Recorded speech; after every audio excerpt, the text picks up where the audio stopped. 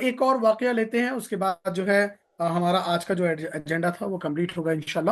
اور میں ساتھیوں سے ریکویسٹ کروں گا کہ آپ لوگ جتنا سن رہے ہیں ذرا پوائنٹس نوٹ کریں، اور کوشچن لاسٹ میں جو ہے ضرور آپ کریے گا، ہم سے ڈسکس کریں ان ٹاپکس کے بارے میں جو آپ سن رہے ہیں، یا آپ کے پاس کوئی چیز ہے تو وہ آپ ضرور ہمارے ساتھ شیئر کریں۔ اب ایک ایسا واقعہ میں آپ کے سامنے جو ہے بتانے جا رہا ہوں، جو اللہ کے نبی صلی اللہ علیہ وسلم کی زندگی کا سب سے بدترین واقعات میں سے ایک واقعہ جو کہ سمجھ سکتے ہیں۔ حضرت عائشہ رضی اللہ تعالیٰ عنہ نے ایک مرتبہ اللہ کے نبی صلی اللہ علیہ وسلم سے پوچھا کہ اے اللہ کے نبی، آپ بتائیے کہ کیا آپ کی زندگی میں کوئی ایسا دن گزرا ہے جو احد کے جنگ میں ہارنے سے بھی زیادہ جو ہے امپیکٹ کرنے والا رہا؟ جنگ احد میں بڑے بڑے صحابہ کا جو ہے انتقال ہوا۔ حضرت حمزہ رضی اللہ تعالیٰ عنہ، ان کو انتقال کیا گیا، ان کے سینے کو چاک کر کے جو ہے ان کے کلیجے کو چبایا گیا، بہت تکلیفیں ہوئی تھی جنگ احد میں۔ تو عائشہ رضی اللہ تعالیٰ عنہ نے پوچھا کہ کیا آپ پر ایسا دن کوئی گزرا ہے جو احد سے بھی بھاری ہے؟ تو اللہ کے نبی صلی اللہ علیہ وسلم نے کہا کہ ہاں، مجھ پر ایک سفر ہے جو بہت ہی زیادہ جو ہے المناک، دردناک، اور جو ہے امپیکٹ کرنے والا، جو ہے صدمہ دینے والا جو ہے۔ اب اس سفر کے بارے میں بتاتے ہیں کہ شوال کا مہینہ، سن 10 نبوی، اللہ کے نبی صلی اللہ علیہ وسلم کے نبی بننے کا 10واں سال۔ اللہ کے نبی صلی اللہ علیہ وسلم کے اس 10ویں سال آلریڈی دو صدمے ان کو لگ چکے ہیں: ابو طالب کا انتقال اور حضرت ختیجہ رضی اللہ تعالیٰ عنہ کا انتقال۔ حضرت ختیجہ رضی اللہ تعالیٰ عنہ کے انتقال کے بعد اللہ کے نبی صلی اللہ علیہ وسلم نے حضرت سویدہ رضی اللہ تعالیٰ عنہ سے نکاح کیا۔ حضرت سویدہ ارلی مسلمز میں سے ہے، اور جو ہے یہ ارلی مائیگرنٹس میں سے بھی ہے۔ انہوں نے حبشہ کی طرف پہلی ہجرت کی تھی اپنے خاوند، اپنے شوہر کے ساتھ، اور پھر جب واپس آئی تو شوہر کا انتقال وہاں ہو چکا تھا۔ یہاں واپس آئی تو پھر 3 مہینے کی عدت گزارنے کے بعد اللہ کے نبی صلی اللہ علیہ وسلم نے پرپوزل بھیجا اور ان کے ساتھ جو ہے نکاح کیا۔ پھر سفر کی تیاری کی اللہ کے نبی صلی اللہ علیہ وسلم نے شوال کے مہینے میں، اور ان کے ساتھ ہیں زید بن حارثہ۔ یہ لوگ جا رہے ہیں طائف والے سفر پر۔ طائف یہاں سے، یعنی اللہ کے نبی صلی اللہ علیہ وسلم کے گھر سے، مکہ سے لگ بھگ 60 میل کی دوری پر ہے۔ 60 میل یعنی رفلی 96 to 97 کلومیٹرز۔ اور بتایا جاتا ہے کہ اللہ کے نبی صلی اللہ علیہ وسلم نے یہ پورا کا پورا سفر حضرت زید کے ساتھ پیدل کیا اور پیدل واپس آئے۔ یہ پورا راؤنڈ ٹرپ جو ہوا یہ پیدل جو ہے ہوا ہے۔ اور اگر ہم جو ہے ایک انسان کے چلنے کی قوت کو اگر ہم دیکھیں، 5 کلومیٹرز پر آر کی سپیڈ سے اگر انسان چلتا ہے تو 5 دن میں جو ہے یہ سفر مکمل ہوتا ہے۔ جانا 5 دن اور آنا 5 دن۔ تو یہ جاتے ہیں اور طائف میں ایک خاص طور سے قبیلے سے ملنے جا رہے ہیں جس کا نام ہے قبیلہ ثقیف۔ قبیلہ ثقیف سے یہ جو ہے ملنے جا رہے ہیں، اور قبیلہ ثقیف سے ملنے سے پہلے طائف کے سفر میں جتنے قبیلے ان کو ملتے گئے، اللہ کے نبی صلی اللہ علیہ وسلم نے ان ساروں تک جو ہے دین کو پہنچانے کی کوشش کی، اسلام ان کے سامنے پریزنٹ کیا، بٹ انفارچونیٹلی کسی نے بھی جو ہے اللہ کے نبی صلی اللہ علیہ وسلم کے اس پیغام کو، اس دعوت کو قبول نہیں کیا۔ یہ گئے ہیں ابھی طائف میں، اور جا کر جو ہے ان کی ملاقات ہوتی ہے 3 جو ہے سرداروں سے۔ یہ تینوں سردار آپس میں بھائی بھی ہیں، اور یہ تینوں سردار جو ہے وہ جو قبیلہ ثقیف ہے ان کے جو باپ ہیں عمر بن عمیر ثقفی، ان کے یہ 3 بیٹے ہیں۔ بیٹوں کے نام بتایا جاتا، پہلے بیٹے کا نام ہے عبد لیل، اور دوسرے کا ہے مسعود، اور تیسرے کا ہے حبیب۔ ان تینوں کے سامنے اللہ کے نبی صلی اللہ علیہ وسلم نے اسلام کی دعوت کو پریزنٹ کیا۔ ایک نے بڑے جو ہے بد زبانی کے ساتھ، برے لہجے میں اللہ کے نبی صلی اللہ علیہ وسلم کو جواب دیا، یہ کہتے ہوئے جواب دیا کہ میں کعبہ کے غلاف کو پھاڑ دوں گا اگر اللہ نے تمہیں نبی بنایا ہے تو۔ نعوذ باللہ، یعنی اگر تم نبی ہے، یعنی ایک شخص جس کے پاس نہ پیسہ ہے، نہ جو ہے دولت ہے، نہ سرداری ہے، نہ کچھ، جو نہ ان کے والدین ہیں، نہ، یعنی بیگانوں کی طرح ہے، اگر تم کو اللہ نے نبی بنایا ہے تو میں خدا کی قسم کھاتا ہوں کہ میں کعبے کے غلاف کو پھاڑ دوں گا، نعوذ باللہ۔ دوسرے نے کہا کہ کیا اللہ کو کوئی اور نہیں ملا کہ تمہارے علاوہ کسی کو نبی بناتا؟ تیسرے نے کہا کہ میں تم سے بات نہیں کرنا چاہتا، میں ہرگز تم سے بات نہیں کروں گا۔ اگر میں تم کو کچھ کہوں جیسا میرے 2 بھائیوں نے کہا، اور تم واقعی میں اللہ کے نبی نکلے، تو یہ میرے لیے بہت زیادہ خطرناک اور بربادی کی بات ہوگی۔ اور اگر تم نے اللہ پر جو ہے جھوٹ باندھا ہے اور تم نبی نہیں ہو، جھوٹے ہو، تو پھر اللہ ہی جو ہے تمہارا معاملہ دیکھیں گے، میں اس پر کچھ نہیں کہوں گا، مجھے تم سے بات نہیں کرنی۔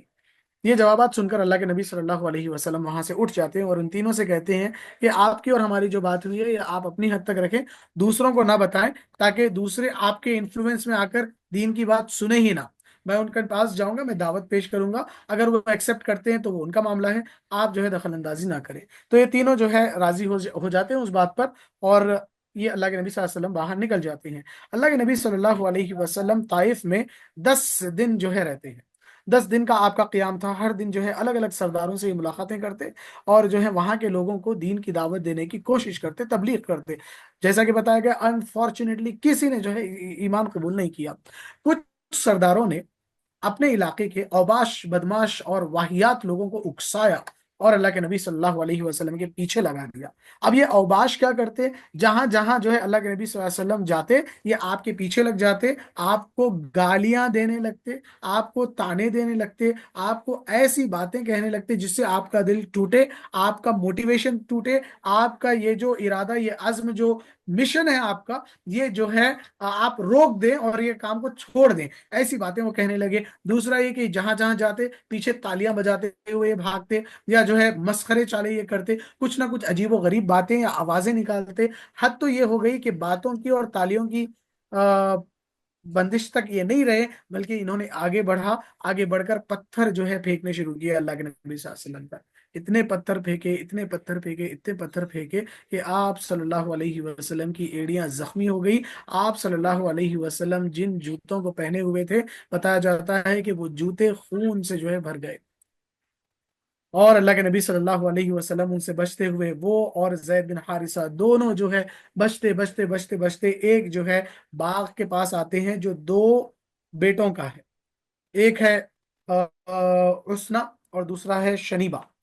یہ دونوں کا باغ ہے، انگور کا باغ ہے، اس کے پاس جا کر یہ سہارا لیتے ہیں اور رک جاتے ہیں، اور یہ دونوں ان بدماشوں کو بھگا دیتے ہیں اور ان کو یہاں پر روک لیتے ہیں، ترس کھا کر، ایمان لا کر نہیں، ترس کھا کر اللہ کے نبی صلی اللہ علیہ وسلم کو انگور کے باغ کے پاس پناہ جو ہے لینے کا اجازت دے دیتے ہیں۔ آپ صلی اللہ علیہ وسلم بیٹھے ہوئے ہیں انگور کی ڈالی کے نیچے اور حضرت زید سے جو ہے بات کر رہے ہیں۔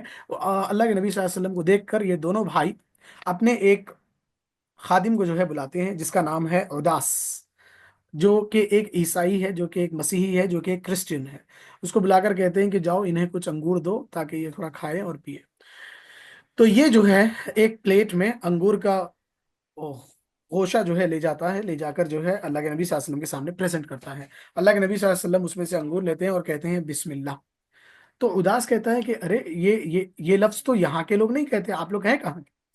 تو اللہ کے نبی صلی اللہ علیہ وسلم اپنا تعارف دیتے ہیں اور پوچھتے ہیں کہ تم کہاں کے ہو؟ تو وہ کہتا ہے کہ میں یونس بن متا قبیلے کا ہوں۔ تو اللہ کے نبی صلی اللہ علیہ وسلم کہتے ہیں کہ یونس بن متا کہ تم جو ہے قبیلے کے ہو، یونس میرے بھائی ہیں۔ تو پوچھتے ہیں کہ آپ کے بھائی؟ وہ آپ کے بھائی کیسے؟ آپ تو عرب قریش کے قبیلوں کے ہیں، پھر آپ کا تعلق ان سے کیسا؟ تو اللہ کے نبی صلی اللہ علیہ وسلم کہتے ہیں کہ یونس اللہ کے نبی تھے اور میں بھی اللہ کا بھیجا ہوا نبی ہوں، اور کچھ دین کی باتیں اور کچھ اللہ کی باتیں، کچھ اللہ کا کلام ان کو جو ہے وہ سناتے ہیں، وہ اتنا گرویدہ ہو جاتا ہے، اتنا گرویدہ ہو جاتا ہے کہ آپ صلی اللہ علیہ وسلم کے ماتھے کو، ہاتھوں کو چومنے جو ہے لگتا ہے۔ اور یہ دونوں بھائی دور سے دیکھ رہے ہیں اور دیکھ کر دل ہی دل میں کہتے ہیں کہ دیکھا، اس آدمی کا جادو اس پر بھی جو ہے چل گیا۔ اور یہ واپس جب ان دونوں بھائیوں کے پاس آتا ہے تو یہ دو بھائی پوچھتے ہیں کہ کیا معاملہ ہے، کیا ماجرا ہے، یہ کیا کر رہے تھے تم ان کے ساتھ؟ تو اداس کہتے ہیں کہ یہ انہوں نے مجھے کچھ ایسی باتیں بتائی ہیں جو صرف اور صرف ہمارے پیغمبر نے ہم کو بتائی تھی، اور جو صرف اور صرف ہمارے ہی قبیلے کی حد تک محدود ہے۔ میں ان کو پیغمبر مانتا ہوں اور میں ان کے ساتھ اچھا سلوک کروں گا۔ تو یہ چند جو ہے چیزیں ہوئی طائف کے سفر میں۔ پھر اللہ کے نبی صلی اللہ علیہ وسلم جب وہاں سے ریٹرن ہونے لگے تو نخلا ایک جگہ ہے، وہاں پر آپ نے جو ہے پناہ لی، فرشتے جو ہے آپ کے پاس آئے۔ بتایا جاتا ہے کہ جبرائیل کے ساتھ ساتھ پہاڑوں والا فرشتہ بھی آپ کے ساتھ تھا۔ اس نے آپ صلی اللہ علیہ وسلم سے کہا کہ آپ بس اجازت دیں، میں اس طائف کی بستی کو جو دو پہاڑوں کے بیچ میں ہے، دونوں پہاڑوں کو ملا دوں گا اور دونوں کو مسل کر رکھ دوں گا، یہ پوری کی پوری بستی کو جو ہے میں تباہ کر دوں گا۔ اللہ کے نبی صلی اللہ علیہ وسلم نے کہا کہ نہیں، میری ان کے حق میں دعا ہے، یہ اب نہیں تو ان کی پشت، ان کی نسلیں جو ہے اسلام کو جو ہے قبول کرے گی۔ تو یہ واقعہ ہوا. پھر نخلا میں ایک عجیب و غریب اور حیرت انگیز واقعہ ہوتا ہے جس کو ہم جو ہے آج نہیں ڈسکس کریں گے، انشاءاللہ نیکسٹ ایپیسوڈ میں ڈسکس کریں گے. اور میں آپ تھوڑا سا جو ہے ہم کو اینگل بتائیں کہ طائف کے میدان سے، یہ طائف کے سفر سے ہمارے لیے کیا جو ہے پیغامات ہے، اور ہم اس کو ایز اے موٹیویشن کیسے جو ہے لے سکتے ہیں. بسم اللہ الرحمن الرحیم. واد بھائی، صرف اس ایک سفر سے نہیں، محمد صلی اللہ علیہ وسلم کی پوری زندگی سے ہمارے لیے سبق ہیں، اور ہمارے پاس اس سے موٹیویشن ہی موٹیویشن ہے کہ اتنی دو بڑی سانحہ، حضرت ابو طالب والا اور حضرت ختیجہ والا، اس کے بعد محمد صلی اللہ علیہ وسلم ٹریول کر رہے ہیں اور جا رہے ہیں اور دعوت دینے جا رہے ہیں. تو اس تو پورا قصہ آپ نے سنا دیا الحمدللہ، اور اس سے ہمارے پاس جو سبق ہے وہ یہی ہے کہ آپ کو اپنا مشن جو ہے وہ جاری رکھنا ہے. جو بھی آپ کو دنیا میں تکلیفیں پریشانیاں آتی ہیں، اگر آپ حق پر ہیں، سچ پر ہیں، سچی بات کرنے والے ہیں، صحیح، تو آپ اپنا مشن جاری رکھیے. لیکن ایک بات اور جس کو میں یہ کہتا ہوں کہ دیکھیے، جب بھی آپ کوئی میسج جو چینج کا ہے، تو ذرا تھوڑی سی اسلام سے ہٹ کے بات کرتے ہیں. جب بھی کوئی میسج ہے جو چینج کا ہے، جو تبدیلی کا ہے، جو اس کے خلاف ہے، جو لوگ ابھی اسٹیبلشمنٹ ہیں، یا جو لوگ ابھی آپ یہ سمجھ لیجئے کہ فائدہ اٹھانے والے ہیں، ٹھیک ہے، ابھی موجودہ جو بھی کسی بھی جگہ پہ کوئی کمپنی ہو، کوئی شہر ہو، کوئی اس جگہ کے جو لوگ اس ماحول سے، ان چیزوں سے فائدہ اٹھا رہے ہیں، ان کے پاس اگر کوئی بھی آپ تبدیلی کا پیغام لے کر جانے والے ہیں، تو ان میں سے سب سے ایزیلی اس کو ایکسپٹ کرنے والے لوگ کون ہیں؟ عمومی طور پہ نیچے کی سطح پہ وہ لوگ ہیں جو کھلے دماغ اور کھلے دل سے بات کو سننے اور سمجھنے والے ہیں. ٹھیک ہے. اب فرق کیا تھا طائف میں اور مدینہ میں؟ اس کو کمپیئر کرنا کہ آپ صلی اللہ علیہ وسلم نے مدینہ میں بھی پیغام بھیجے، اور مدینہ پہ بھی آپ میسج لے کے گئے اور ان لوگوں سے بات کی، اور وہ لوگ جو تھے انہوں نے اسلام قبول کیا، ایز کمپیئر ٹو طائف میں. اچھا، ایک چیز اس کے لیے یہ ہے، دیکھیے، مدینہ والے ٹریول کر کے آتے تھے، مکے مدینہ سے ٹریول کر کے آتے تھے مکے. جب آپ صلی اللہ علیہ وسلم ان کو اپروچ کرتے تھے اور ان کو پیغام دیتے تھے، تو وہ ہمبل ہو چکے ہوتے تھے. وہ جو ٹریول تھا نا، وہ ان کو ہمبل کر چکا ہوتا تھا. وہ اپنے قلعے سے نکل کے دوسرے کے گھر میں ہوتے تھے، دوسری جگہ پہ ہوتے تھے، تو ویسے ہی تھوڑے سے ہمبل ہوتے تھے وہ. آپ سمجھ رہے ہیں؟ ایز کمپیئر ٹو آپ محمد صلی اللہ علیہ وسلم جب ان کے طائف والوں کے پاس جا رہے ہیں تو اپنے گھر میں بیٹھے ہوئے ہیں، وہ اپنی جگہ پر ہیں. آپ سمجھ رہے ہیں؟ ان کے اندر ویسے ریجڈنس ہے. تو ایک تھوڑا سا یہ کمپیریزن میں دنیاوی حساب سے کہہ رہا ہوں کہ کس طرح سے ہم اس کو اگر کمپیئر کریں کہ مدینے والوں نے کیوں ایکسیپٹ کیا اور طائف والوں نے کیوں ایکسیپٹ نہیں کیا.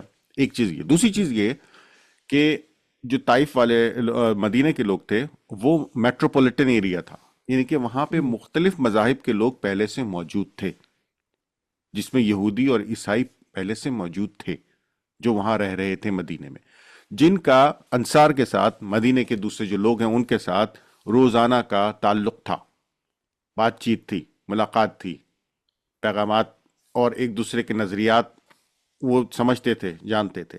تو they were open minded in that sense کہ ان کو پتہ تھا کہ دنیا میں ان کے اپنے مذہب کے علاوہ کوئی اور مذہب بھی ہے، اور وہ اس کو دنیا میں اس دو چیزوں کو ساتھ لے کے چل رہے ہیں، اپنے مذہب کو بھی لے کے چل رہے ہیں اپنے ہمسائے میں، محلے میں، اور جو دوسرے لوگ ہیں، یہودی ہیں، عیسائی ہیں، ان کے مذہب کو بھی موجود ہے اس معاشرے کے اندر.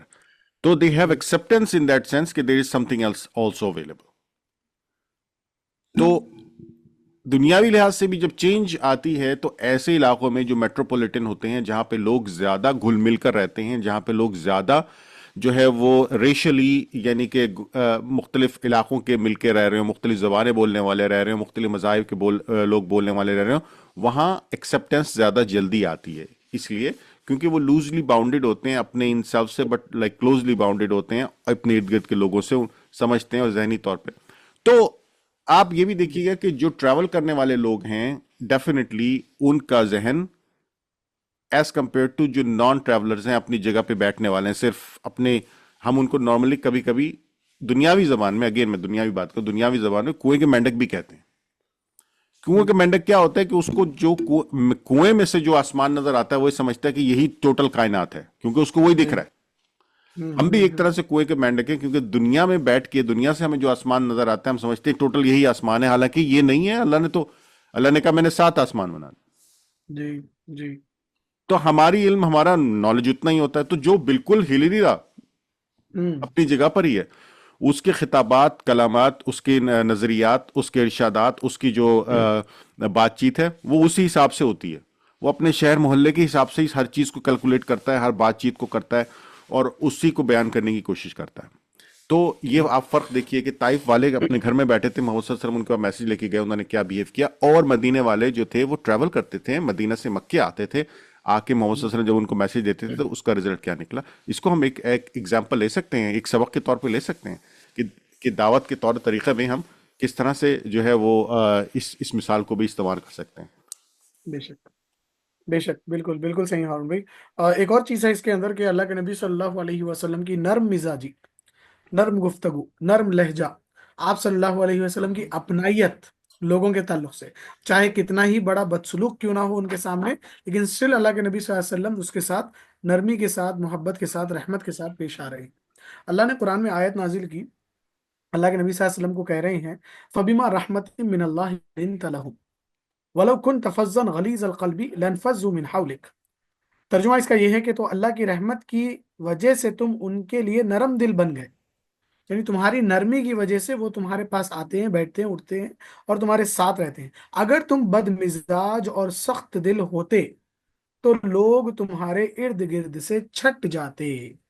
ہوں، اللہ نے کہا کہ جب تک تم فلیکسیبل رہو گے، دوسرے کے اوپینین کو ریسپیکٹ دو گے، دوسرے کے طریقوں کو جو ہے ریسپیکٹ دو گے، اور جو ہے ان لوگوں کی قدردانی کرو گے، اور ان سے نرم جو ہے گفتگو کرو گے، اپنی چیز تھوپنے کی کوشش نہ کرو گے، تب تک وہ تمہارے ساتھ رہیں گے۔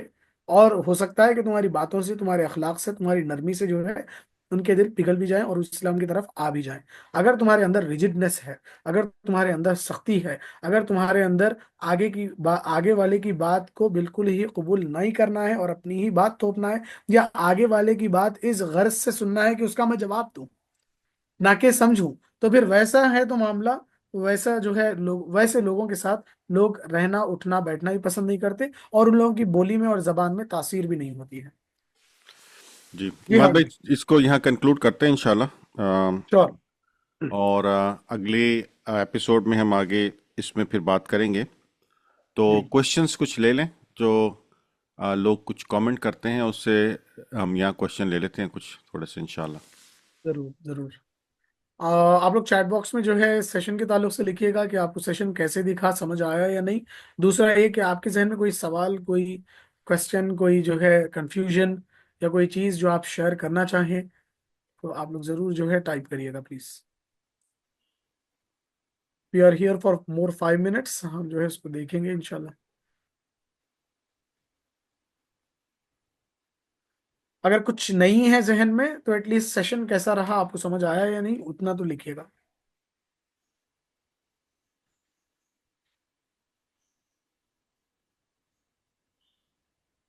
کوئی کوشچن نہیں ہے، چلیے انشاءاللہ اس کو یہاں پہ جو ہے ہم کلوز کرتے ہیں آج کے سیشن کو۔ عماد بھائی، شور، اللہ تعالیٰ ہم سب کے یہاں جمع ہونے کو، قرآن اور حدیث کے پڑھنے اور پڑھانے کو قبول کرے، آمین، اور اللہ کے نبی صلی اللہ علیہ وسلم کی طرح ہمارا کیریکٹر بھی جو ہے بنا دے۔ آمین۔ جزاکم اللہ خیر، والسلام علیکم ورحمۃ اللہ وبرکاتہ۔ وعلیکم السلام ورحمۃ اللہ وبرکاتہ۔